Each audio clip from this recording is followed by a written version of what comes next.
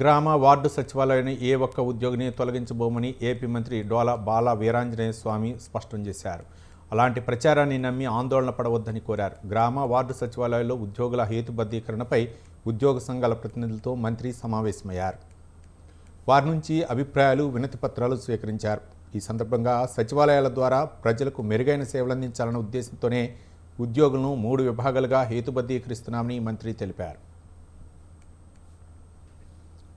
గౌరవ ముఖ్యమంత్రి గారు మన ప్రభుత్వం వచ్చిన తర్వాత ఈ వార్డు సచివాలయాల్లో ఉన్నటువంటి సిబ్బంది కొన్ని చోట్ల 3-4 ఉంటున్నారు, కొన్ని చోట్ల ఎక్కువ మంది ఉంటున్నారు. దీనికి ఒక రేషనలైజేషన్ చేయాలి, వారి సేవల్ని సక్రమంగా సద్వినియోగం చేసుకోవాలనే ఉద్దేశంతో ఒక 5-6 సార్లు రివ్యూలు చేయడం జరిగింది.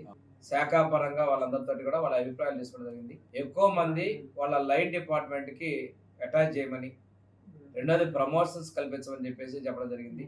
కొంతమంది పిఆర్సీలో వాళ్ళని జూనియర్ అసిస్టెంట్ కన్నా కూడా కాస్త తక్కువగా పెట్టారు.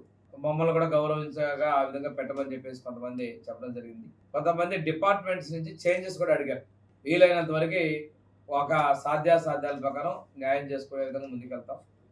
రెండోది, ముఖ్యమంత్రి గారు ఏదైతే వీళ్ళందరి ద్వారా టెక్నాలజీ సర్వీసెస్ ని, రియల్ టైం గవర్నెన్స్ ని లబ్ధిదారులకి నేరుగా సర్వీసెస్ అందే విధంగా ముందుకెళ్తా ఉన్నారు. గౌరవ ముఖ్యమంత్రి గారు మన ప్రభుత్వం వచ్చిన తర్వాత